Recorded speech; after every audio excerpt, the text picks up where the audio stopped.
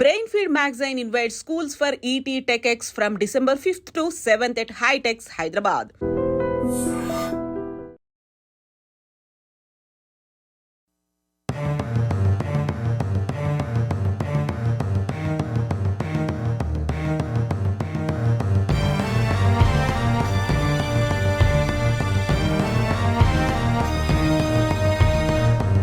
అంత సేఫ్ కాకుండా అయింది. బయట తినవలసిన పరిస్థితి వచ్చేసింది. అందరూ ఇంట్లో తినే పరిస్థితి లేదు. గల్లీకి ఒక స్టార్ హోటల్ ఉంటుంది. గల్లీకి ఒక హోటల్ కాదండి, గల్లీ నిండా హోటల్సే. Food safety and standards authority of India లెక్కల ప్రకారం. కల్తీ అంటే ఏంటి? కల్తీలో మీరు చెప్పిన రెండు పదాలు ఉన్నాయి. కెమికల్కి వచ్చేటప్పటికి జైలు శిక్షతో పాటు ఫైన్ ఉంటుందండి. ఎక్స్పైరీ డేట్ అనేది ఎట్లా ఉంటుంది? ప్రతి దానికి ఎక్స్పైరీ డేట్ ఉంటుంది, ఎక్సెప్ట్ మీరు చెప్పిన చికెన్ కానీ మటన్ కానీ చాలా ఎక్కువ మొత్తంలో చచ్చిపోతూ ఉంటాయి. బాలయ్య చికెన్ సెంటర్ అని, దాంట్లో పెద్ద మొత్తంలో చికెన్ ఉంది. అవును, ఆ వీడియో నేను కూడా చూశానండి.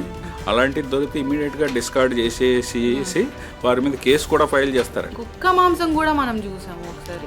కుక్క మాంసం హైదరాబాద్లో ఒక సంఘటన జరిగింది. తర్వాత పోలీసు వారు కేసు ఫైల్ చేయడం జరిగింది. ఫైనల్ రిజల్ట్ అది. మోమోస్ విత్ మైనోస్ తిని చనిపోయిన మహిళను చూసాము. ఎంత డేంజర్ అసలు. మైనస్ని బ్యాన్ చేశారు. పదే మేము నాట్ ఓన్లీ మైనస్, అల్లం వెల్లుల్లి పేస్ట్ కొనేటప్పుడు వాడేటప్పుడు చాలా డేంజర్. అల్లం వెల్లుల్లి పేస్ట్, టీ పౌడర్, ఆయిల్, పాలే పెద్ద కల్తీ. పాల పౌడర్ వాడితే పర్వాలేదండి,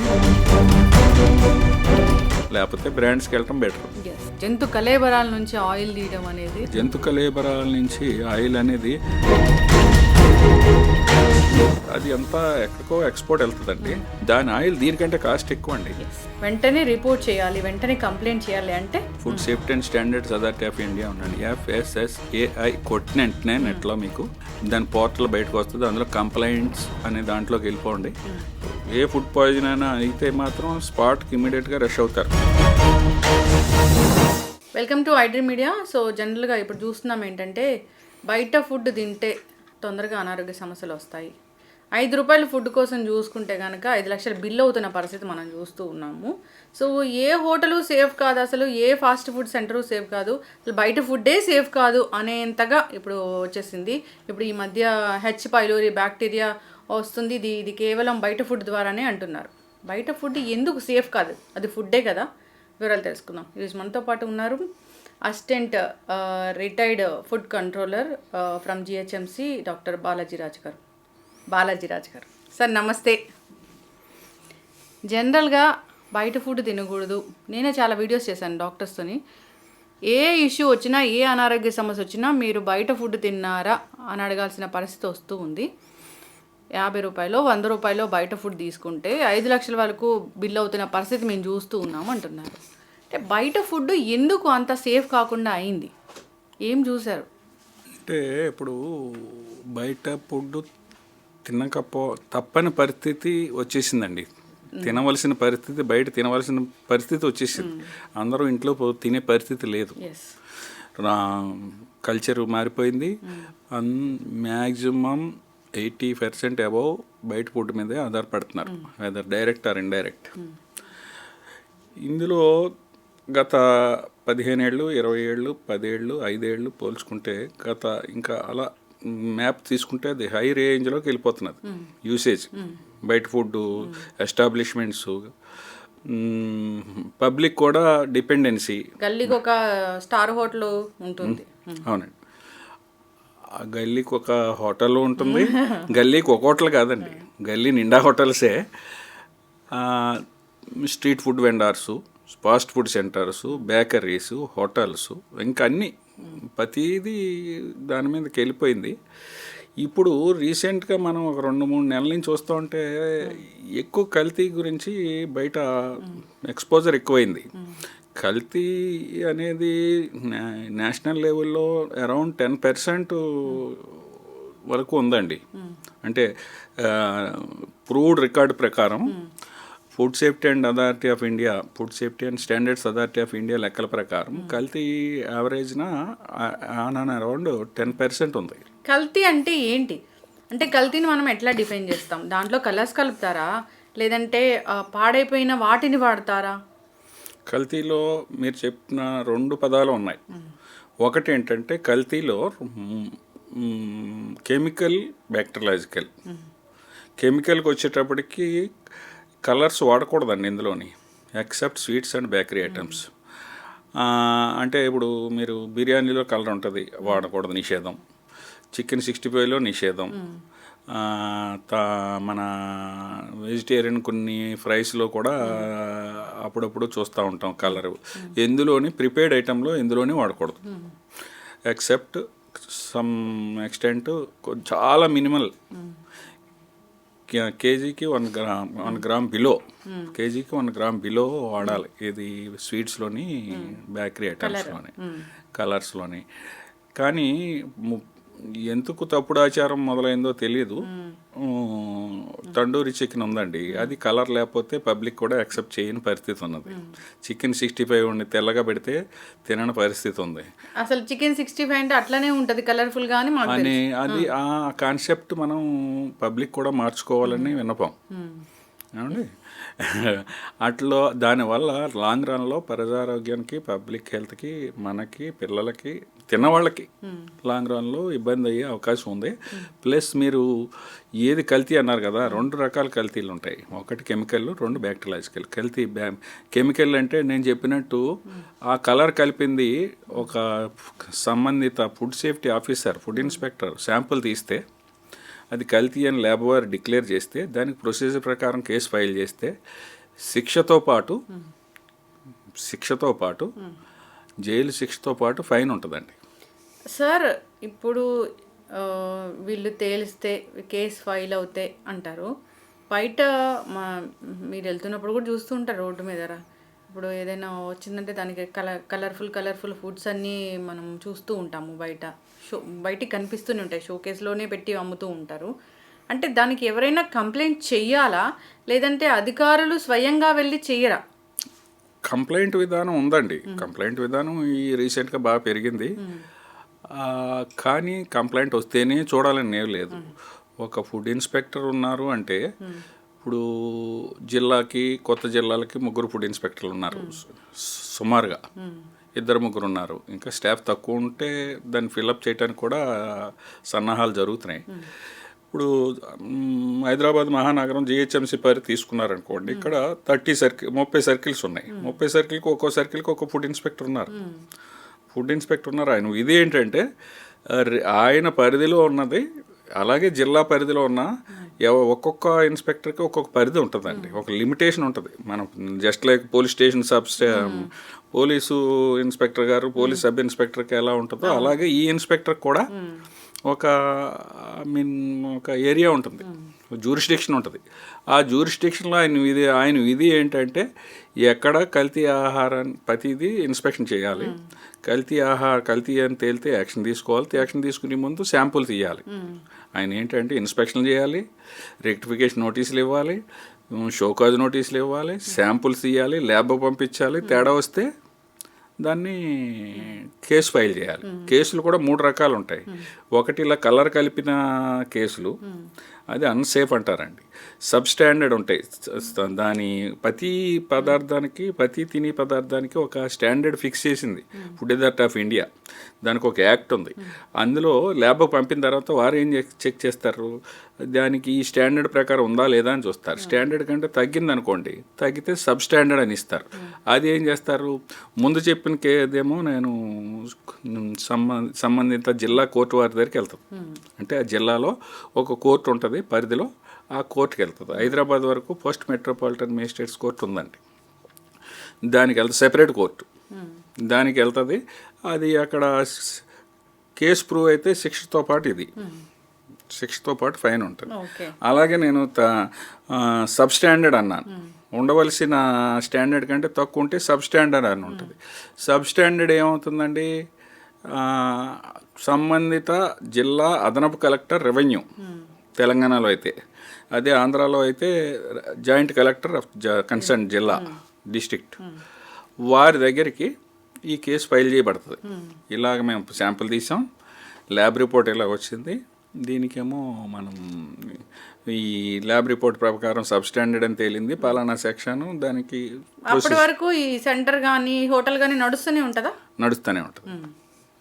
అంటే ఇమీడియట్గా వచ్చిన వెంటనే ప్రూవ్ అవ్వకుండా మూసేయటం అనే విధానం చట్టంలో లేదు.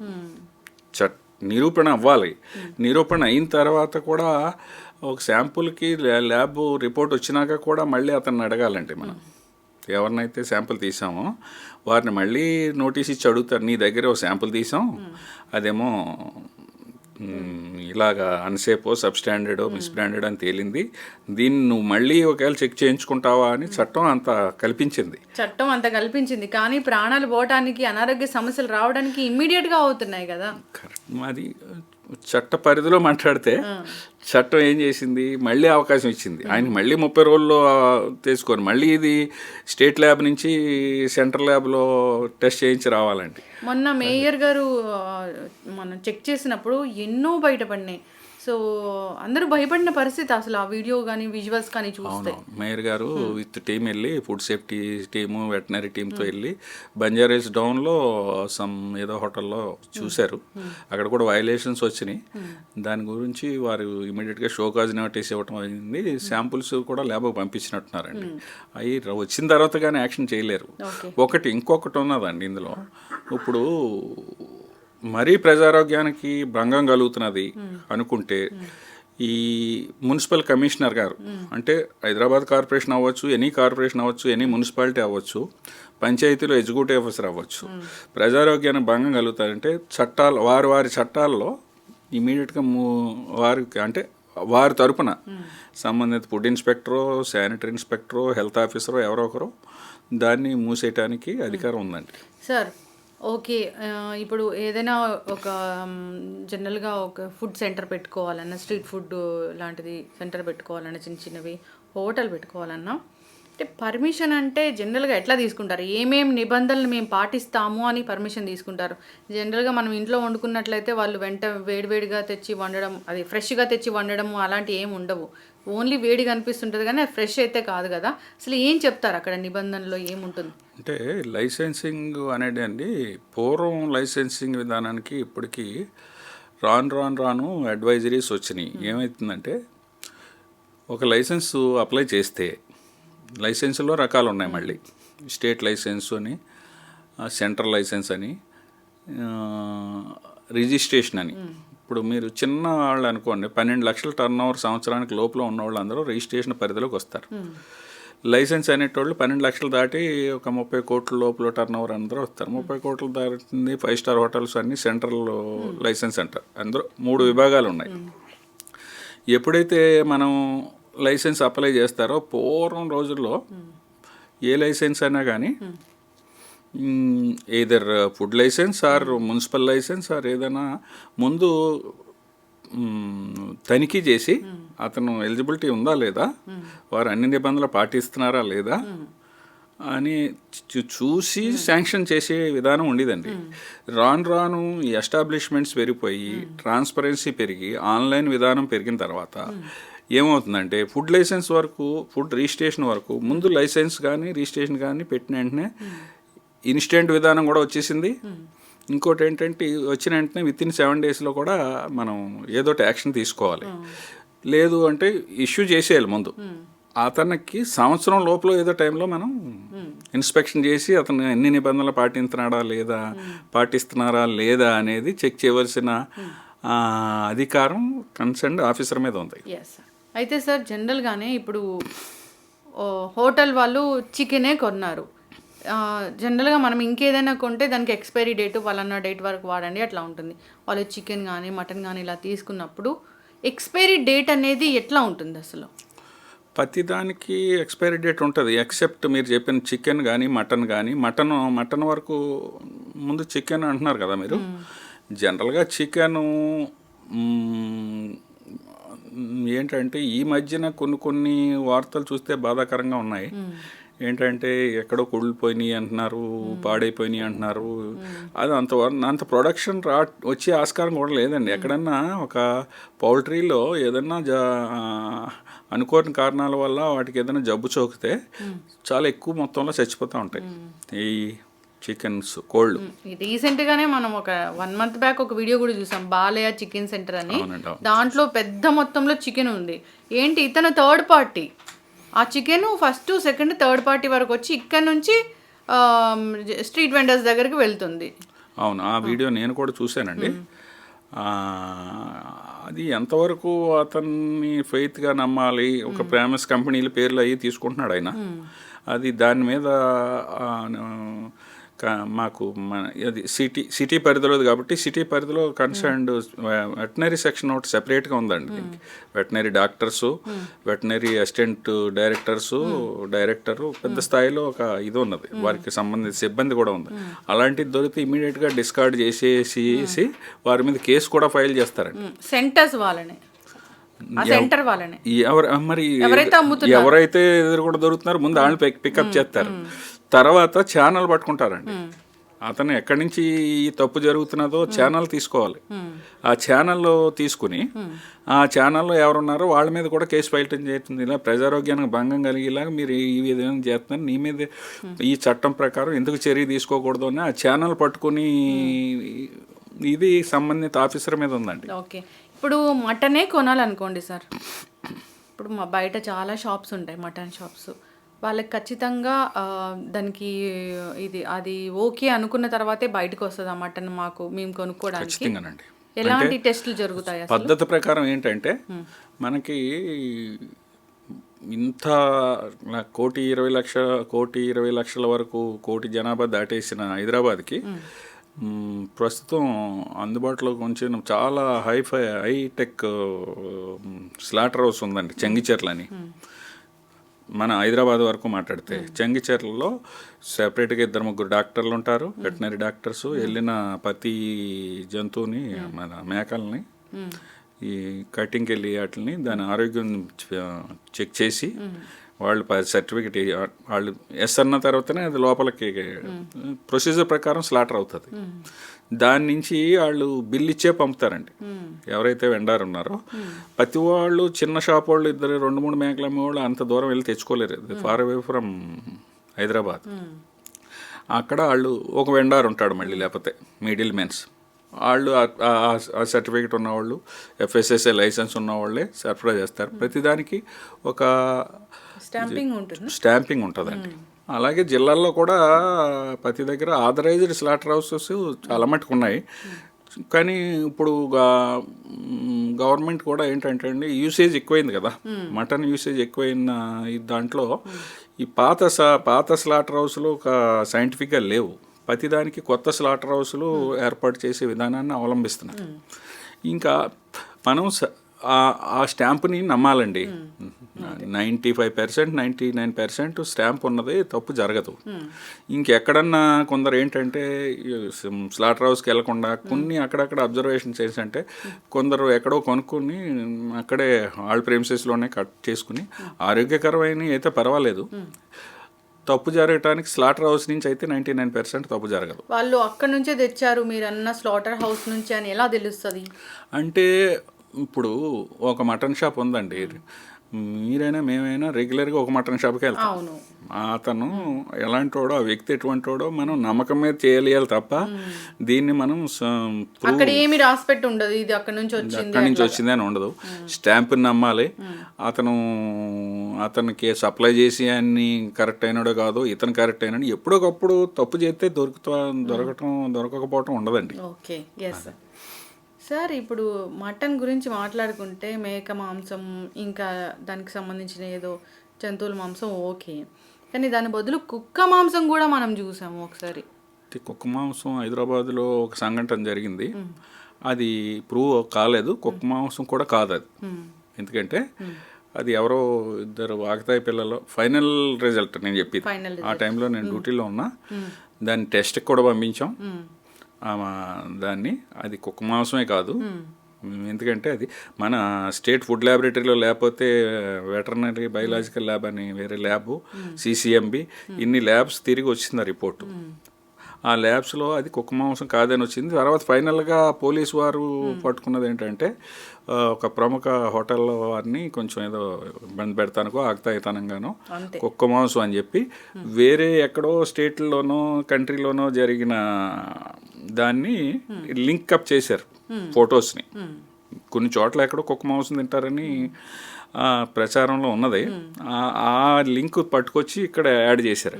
తర్వాత పోలీసు వారు కేసు ఫైల్ చేయడం జరిగింది. ఫైనల్ రిజల్ట్ అది.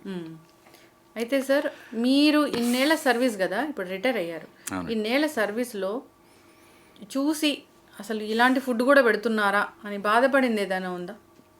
ఇంకా అంటే జనరల్ పబ్లిక్ అంటే మాకు వృత్తిపరంగా ఇంకా అదే పని కదా. జనరల్గా జరిగే తప్పులు ఏంటంటేనండి, బాధాకరమైన విషయం, కొందరు తప్పు చేయాలని చేస్తారు, తెలియక చేసి తప్పులు ఎక్కువ అండి. తప్పు చేయాలని చేసి కంటే ఇది మేము తప్పు చేస్తున్నాం అనే కాకుండా పూర్వం రోజుల్లో ఇప్పుడు ఇంక్రీజ్ అవుతుంది, అవేర్నెస్ ఇంక్రీజ్ అవుతుంది లోపల. ఇప్పుడు కిచెన్లో కూడా లైవ్ కిచెన్స్ వస్తున్నాయి, ఇప్పుడు లైవ్ కిచెన్స్ వస్తున్నాయి. కిచెన్స్లో స్టాఫ్ కూడా సంబంధిత ఒక food safety authority of India food safety wing ఏంటంటే ఒక టార్గెట్ పెట్టుకుంది.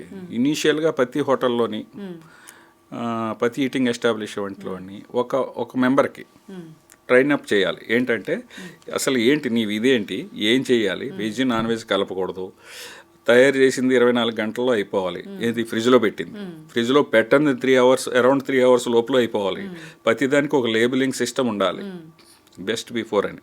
ప్రతిదానికంటే తయారు మ్యారినేటెడ్ సెమీ ప్రిపేర్డ్ కూడా పెట్టుకుంటారండి. పెట్టుకోకపోతే అవ్వదు. హోటల్ ఇండస్ట్రీ వాళ్ళు కూడా ప్రతిదానికి చిన్న స్టిక్కర్ ఉంటుంది, జస్ట్ ఈ రోజు తారీఖు, ఇప్పుడు సెమీ మ్యారినేట్ చేసాడు అనుకోండి, దానికి ఎంత ఉంటుందో ఆ చెఫ్కు తెలుస్తుంది.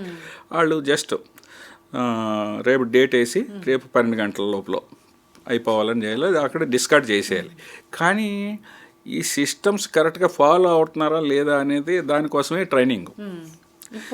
ఇప్పుడు అంటే రీసెంట్గా 1 year 2 years నుంచి ఈ ప్రతి హోటల్లోనూ ఒక అతను ట్రైనింగ్ ఇచ్చి ఇతను కోఆర్డినేటర్ కింద ఉండాలండి. ప్రొక్యూర్మెంట్ కరెక్ట్గా రా మెటీరియల్స్ ప్రొక్యూర్ చేస్తున్నావా లేదా, ఫస్ట్ ఇన్ ఫస్ట్ అవుట్, ముందు వచ్చిన పదార్థాన్ని ముందు రిలీజ్ చేస్తున్నారా లేదా, ఎక్స్పైర్డ్ ఐటమ్స్ అన్ని పడేస్తున్నారా లేదా, అంటే షార్ట్ టర్మ్ 24 hours ఇప్పుడు బ్రెడ్, పాలు కొన్ని ఉంటాయి కదండి, పన్నీరు, ఇలాంటివన్నీ కూడా గమ్ముని ఎక్స్పైర్ అయిపోతూ ఉంటాయి. అవి చూసుకుంటూ ఉండాలి ముందు. అవన్నీ దాన్ని ప్లేసే సెపరేట్గా ఉండాలి. అలాగే ఎంత మంచి ఐటమ్స్ కొన్నా, మటన్ కానీ చికెన్ కానీ ఏ పదార్థం ఎంత మంచిది కొన్నా దాని ఈ కూలింగ్ పెట్టే విధానం ఉంటుంది చూసారా, ఫ్రీజింగ్ సిస్టమ్, అది ఉండవలసిన సెంటిగ్రేడ్లో లేకపోతే కనీసం మినిమం -5లో ఉండాలి. మినిమం -5లో ఉండాలి. -5లో లేకపోతే అది పాడైపోద్దండి. ఎంత మంచిది తీసుకురండి, చెంగిచెర్లని తీసుకురండి, ఎంత మంచిది తీసుకొచ్చినా అది ఆ కోల్డ్ చైన్ మెయింటైన్ చేయటం అనేది సిస్టమ్ లేదు. అందుకని ఇలాంటి అన్నిటికీ కోఆర్డినేట్ చేయడం కోసం ఒక హోటల్స్లో ఒకరిని ముందు ఫస్ట్ పేజ్లో ఎవరో ఒకరిని కొంచెం చదువుకున్న అతన్ని చేసుకుంటే అతను రెగ్యులర్గా అటు ప్రొపరేటర్కి, ఓనర్కి, కిచెన్కి, మన స్టోర్ రూమ్కి, అన్నిటికి, ప్రొక్యూర్మెంట్కి, అన్నిటికీ కోఆర్డినేటర్ కింద ఉండాలండి. ఎక్కడ తప్పు జరుగుతుంది దానికోసం అన్ని అసోసియేషన్లు సహకరిస్తున్నాయి. ఈ డిపార్ట్మెంట్ కూడా కొంచెం స్పీడ్గా వెళ్తుంది. అయినా కానీ తప్పులు జరుగుతున్నాయి. దీన్ని ఇంకా ఫస్ట్ పేజే కాదు, ప్రతి హోటల్లోనే 3-4 ట్రైన్ అప్ చేసి కొంచెం ముందుకు తీసుకెళ్తే ఈ అడల్ట్రేషను, కల్తీ అనేది అంటే తప్పు చేయటం వల్ల ఏదైనా అన్సేఫ్ ఫుడ్ బయటకు వస్తున్నదేమో అని అనుమానం. మనకి కొన్ని తప్పులు జరుగుతూ ఉంటాయి. అవును. ఇప్పుడు దీనికన్నా కానీ ఇప్పుడు సిటీ అవుట్స్కట్స్లో రకరకాల దాబాస్ ఉంటాయి. అక్కడైతే అసలు ఫుడ్ సేఫ్, మంచి ఫుడ్ కాదేమో అనిపిస్తూ ఉంటుంది. రీసెంట్గా ఒక ఇన్సిడెంట్ కూడా జరిగింది. ఎవరో మ్యారేజ్ యానివర్సరీకో దేనికో వెళ్ళి అక్కడ ఫుడ్ తిని 5 లక్షల బిల్ అయిందని చెప్పారు. అసలు మంచి ఫుడ్ కాదు అది అని, తినేటప్పుడే తెలిసింది అని కూడా చెప్పారు. అవునండి. ఇప్పుడు ముఖ్యంగా పబ్లిక్ కూడా కొంత తెలుసుకోవాల్సిన పరిస్థితి ఉంది. ఏంటంటే తినే ముందు కొంచెం తేడా వస్తే కూడా వదిలేయాలి, అతను ప్రశ్నించాలి, సంబంధిత అధికారులకి రిపోర్ట్ కంప్లైంట్ చేయాలి. చేస్తేనే ఇలాంటివి చేస్తే ఇలా చేయాలి కదా అని తెలియని వాళ్ళు కూడా తెలుసుకుంటారు. తెలిసిన తర్వాత కూడా వాళ్ళ మీద యాక్షన్ తీసుకుంటాం. డిపార్ట్మెంట్ విధి ఏం యాక్షన్ తీసుకున్నామని చెప్తే ఇలా యాక్షన్ తీసుకున్నారా అని మిగతా డాబాలు కానీ మిగతా ఆ సంబంధిత బిజినెస్లో ఉన్న వాళ్ళు భయపడతారు కూడా. అలాంటిది చేయమని ఇప్పుడు ప్రతిదీ వెబ్సైట్లో క్లియర్గా ఫుడ్ సేఫ్టీ అండ్ FSSAI వెబ్సైట్లో ప్రొవిజన్ ఇచ్చారు, లోకల్ నెంబర్లు ఇచ్చారు, GHMCకి నెంబర్లు ఇచ్చారు, అన్నిటికీ ఇచ్చారు. ఇప్పుడు ఆ ప్లాట్ఫామ్స్ని ఉపయోగించుకోవాలి. ఓకే, ఇప్పుడు ఫుడ్లో బల్లో బొద్దింకో ఇది కామన్గా చూస్తూ ఉంటాం. వచ్చాయి అనుకోండి, వెంటనే రిపోర్ట్ చేయాలి, వెంటనే కంప్లైంట్ చేయాలి అంటే ఏ వెబ్సైట్కి చేయాలి, ఏ నెంబర్కి? Food safety authority of India ఉంది, food safety and standards authority of India ఉండండి. FSSAI కొట్టిన వెంటనే నెట్లో మీకు దాని పోర్టల్ బయటకు వస్తుంది. అందులో కంప్లైంట్స్ అనే దాంట్లోకి వెళ్ళిపోండి. ఇమీడియట్గా దానికి కంప్లైంట్ చేసుకుంటే ఇమీడియట్గా మీకు ఏ ఫుడ్ పాయిజన్ అయినా అయితే మాత్రం స్పాట్కి ఇమీడియట్గా రష్ అవుతారు. అవకాశం ఉన్నంత వరకు ఇమీడియట్గా వెళ్ళిపోతారండి. లేదు అంటే జనరల్గా ఏదో కంప్లైంట్ అనుకోండి, జనరల్ కంప్లైంట్ అనుకో 24 అవర్స్లో అది ఇన్స్పెక్షన్ చేసి అప్లోడ్ చేస్తారు ఫోటో. వాడి మీద ఏం తీసుకుంటున్నాము, పలానా శాంపుల్ తీసాం, పలానా ఇన్స్పెక్షన్ చేసాం, నోటీస్ ఇచ్చాం, ఫర్దర్గా మీకు అప్డేట్ చేస్తామని కూడా జరుగుతున్నది. అది రీసెంట్గా డెవలప్ అవుతున్నదండి ఆ విధానం కూడా. ఎస్. అయితే ఇప్పుడు మీ ఫుడ్ కంట్రోలర్స్ కానీ అధికారులు ఎన్నాళ్ళకు ఒకసారి అసలు ఈ రైడ్స్ కానీ వెళ్తూ ఉంటారు? రైడ్ అనే కాదండి, రైడ్స్ అనేది గ్రూపు. జనరల్గా రైడ్ అనే పదం ఎలా వచ్చిందంటే ఈ మీడియాలో వచ్చి రైడ్స్ అనే పదం కొంచెం పాపులారిటీ అయింది. రైడ్స్ అంటే గ్రూప్ ఆఫ్ పీపుల్, అంటే surrounding food inspectors, sub staff అందరూ వెళ్ళి సడన్గా కొన్ని ఏరియాలు వెళ్ళి చేయటం అనేది. కాకపోతే రెగ్యులర్గా ఇన్స్పెక్షన్ చేయవలసిన బాధ్యత కన్సర్న్ ఇన్స్పెక్టర్కి ఉంది. కానీ ఇన్స్పెక్టర్కి ఎస్టాబ్లిష్మెంట్కి ఉన్న నిష్పత్తి బాగా దూరం అయిపోయింది, పెరిగిపోయింది. ఒక ఇన్స్పెక్టరు ఒక 700 హోటల్ 700, 500, 600 అయితే కంఫర్టబుల్గా రెగ్యులర్గా టచ్లోకి వెళ్ళొచ్చండి. కానీ ఇప్పుడు ఒక అనధికారిక సర్వే ప్రకారం, అధికార సర్వే కాదు, 77,000, 80,000 దాకా ఉన్నాయని అంటున్నారు. ఒక ఏరియా తీసుకోండి, GHMCలో. అలా చూసుకుంటే ఒక ఇన్స్పెక్టర్కి 4,000 దాకా వచ్చేస్తున్నాయి. 4,000 ఎప్పుడు చేయాలి? ఇప్పుడు ఓన్లీ ఇన్స్పెక్షన్ చేసేసి ఇంటికి వెళ్ళిపోయి ఉద్యోగం కాదండి ఇది. ఇన్స్పెక్షన్ చేసినాక అతను ఒక రిపోర్ట్ ప్రిపేర్ చేయాలి, దానికి మళ్ళీ సంబంధిత అధికారుల దగ్గర పర్మిషన్ తీసుకోవాలి, దానికి కేసు ఫైల్ చేయాలి, ల్యాబ్ పంపించాలి, అది సంబంధిత వర్క్ చాలా ఉంటుంది. అంచేత ఒక ఫుడ్ ఇన్స్పెక్టర్కి 500 నుంచి 600, ఏదైనా 500-600 ఎస్టాబ్లిష్మెంట్స్ అయితే విజిలెంట్గా చూడగలుగుతాడు. కానీ ఇప్పుడు 4,000, దానికి ఆలోచించి గవర్నమెంట్ వారు సంబంధిత గౌరవ ఆరోగ్య మంత్రి గారు కూడా దీన్ని చాలా పెంచడానికి ఆల్రెడీ స్టెప్స్ తీసుకుంటున్నట్టుగా వారు స్టేట్మెంట్ ఇచ్చారు. మా ఆరోగ్యం మీ అధికారుల చేతిలోనే ఉంది, ఖచ్చితంగా బయట ఫుడ్ తినాల్సిందే, తప్పదు. స్టాఫ్తో పాటు ఇంకొక మెయిన్ ఇదేంటంటేనండి, ఈ ల్యాబ్కి శాంపుల్స్ వెళ్తాయి కదా, శాంపుల్స్ 2 రాష్ట్రాలకి, మన తెలుగు రాష్ట్రాలకి ఒక దగ్గరే ఉంది, నాచారంలో మనకి స్టేట్ ఫుడ్ ల్యాబొరేటరీ. దాన్ని మన తెలంగాణలో అయితే 5 ల్యాబొరేటరీస్కి ఆల్రెడీ సెటప్ చేస్తున్నట్టుగా స్టేట్మెంట్ ఇచ్చారు గౌరవ మంత్రి గారు. అలాగే ఆంధ్రప్రదేశ్, ఏపీలో కూడా అక్కడ కూడా రీజనల్ ల్యాబొరేటరీలు కానీ ఇంకా అవి కూడా చాలా యాక్టివ్ ప్రోగ్రెస్లో ఉన్నాయి. ఇవి కొన్ని రాబోయే చాలా షార్ట్ పీరియడ్లో అందుబాటులోకి వస్తే ఈ ట్రైనింగ్స్, హోటలియర్ కోఆర్డినేషన్తో పాటు ట్రైనీసు, ల్యాబ్స్, స్టాఫ్, ఇవన్నీ ఎప్పుడైతే కొంచెం ఒక్కసారి అన్నీ అందుబాటులోకి వచ్చాయో, ఈ కల్తీ అనే దానికి తప్పుడు మార్గాల్లో కల్తీ చేసి వాళ్ళ మీద చర్య తీసుకోవడానికి ఇమీడియట్గా ఆస్కారం ఉంటుందండి. ఇమీడియట్గా అంటే ఇది వితిన్ 24 hours 36 hoursలో అయితే కాదు. ఇలా ఎవరికన్నా ఇమీడియట్గా ఫుడ్ పాయిజన్ అయితే ఇమీడియట్గా క్లోజ్ చేస్తారు. ఏదన్నా మరీ వెరీ అన్హైజినిటీ ఉంటే పర్మిషన్ తీసుకుని ఇమీడియట్ క్లోజ్ చేస్తారు. Food safety standards authority of India యాక్ట్లో లేదు. మిగతా చట్టాల ప్రకారం లోకల్ బాడీస్లో అందుబాటులో ఉన్న చట్టాల ప్రకారం ఇమీడియట్గా వారిని అలా చేయటం కూడా మంచిదేమో అని అనిపిస్తున్నది మా ఎక్స్పీరియన్స్లో. ఎందుకంటే ఒకరిని తప్పు పని చేసిన అతన్ని కొన్నాళ్ళ పాటు బిజినెస్ క్లోజ్ చేసి మనం పబ్లిసిటీ చేసాం అనుకోండి, ఆటోమేటిక్గా అది మిగతా వాళ్ళు తెలిసి తప్పు చేయడానికి జరుపుతారు కదా. ఈ మధ్య మనం చూసాం కదా, మోమోస్ విత్ మైనోస్ తిని చనిపోయిన మహిళను చూసాము. ఎంత డేంజరో అసలు. సో దానివల్ల మైనస్ని బ్యాన్ చేస్తారు. అవునండి, మైనస్ని బ్యాన్ చేశారు. అలాగే పదే పదే మేము పబ్లిక్ కూడా అన్ని ప్లాట్ఫామ్స్ ఇలాంటి ప్లాట్ఫామ్స్ని ఉపయోగించుకొని చెప్పేది ఏంటంటే నాట్ ఓన్లీ మైనస్, అల్లం వెల్లుల్లి పేస్ట్ కొనేటప్పుడు వాడేటప్పుడు చాలా డేంజర్. అల్లం వెల్లుల్లి పేస్ట్, టీ పౌడరు, ఆయిల్, చాలా పెద్ద లిస్టే ఉంది సార్. అసలు బయట టీ తాగితే దాంట్లో టీ పౌడర్ వాడుతున్నారని లేదు, దాంట్లో పాలు వాడుతున్నారని లేదు. పాలే పెద్ద కల్తీ. పాల వరకు ఏంటంటే పాల పౌడర్ వాడితే పర్వాలేదండి. కెమికల్ మిక్సింగ్ పాలు అయితే మనకి స్టేట్లో 2 రాష్ట్రాల్లోనే అంతగా పెద్దగా లేవు. కాకపోతే లూజ్ మిల్క్ వాడేటప్పుడు జాగ్రత్తగా చూసేటప్పుడు ఏంటంటే జనరల్గా పాలు ఎలాగంటే పితికినటి పాలు తీసుకుని ఎక్స్ట్రాక్ట్ చేసినట్టుగా ఎవరో అమ్మరు. అందులో నీళ్లు కలుపుతారు కదా, ఆ నీళ్ళు హోల్సమ్ వాటర్ కలుపుతున్నాడో ఎక్కడికి కలుపుతున్నాడో అది చూసుకోవాలి, అతను నమ్మకం మీద తీసుకోవాలి. లేకపోతే బ్రాండ్స్కి వెళ్ళటం బెటర్, మంచి బ్రాండ్స్కి.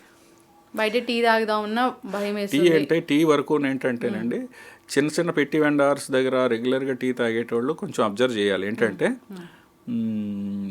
అందులో టీ పౌడర్లో కలర్ ఎసెన్స్ కలిపి ప్రమాదం ఉంది.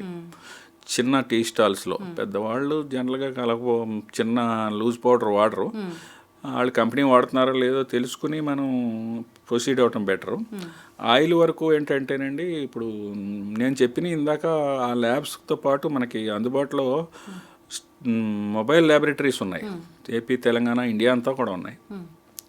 మొబైల్ ల్యాబొరేటరీ విధి విధానం ఏంటంటే అండి, ముఖ్యంగా అది చిన్న చిన్న స్ట్రీట్ ఫుడ్ వెండర్స్ దగ్గరికి వెళ్ళి వాళ్ళ శాంపుల్ స్పాట్లో టెస్ట్ చేసి ఏదైనా తేడా ఉంటే, ముఖ్యంగా ఆయిల్ మరిగింది దానికి టీపీసీ అని టోటల్ పోలార్ కౌంట్ అని ఒక మిషన్ ఉంటుందండి. ఆ మిషన్ పెట్టి అబ్జర్వ్ చేస్తారు. వాళ్ళు చెప్తారు, వాళ్ళందరూ మిషన్ కొనుక్కుని స్థాయిలో ఉండకపోవచ్చు, ఇది ఈ షేడ్ వచ్చేసిన తర్వాత నువ్వు వాడకు. దీన్ని ఎవరికి అమ్మటానికి కానీ డ్రైన్లో పోయటానికి కానీ ఉండదండి, ఏ హోటల్ వాళ్ళు అయినా సరే. ఇప్పుడు దాన్ని మనకి 30 రూపాయలు నుంచి 40 రూపాయల మధ్యలో గవర్నమెంటే కొనేసుకుంటుంది. ఆ ఫెసిలిటీ అందరికీ చేశారు, ఎందుకంటే అది రీయూజేజ్కి వెళ్ళకుండా.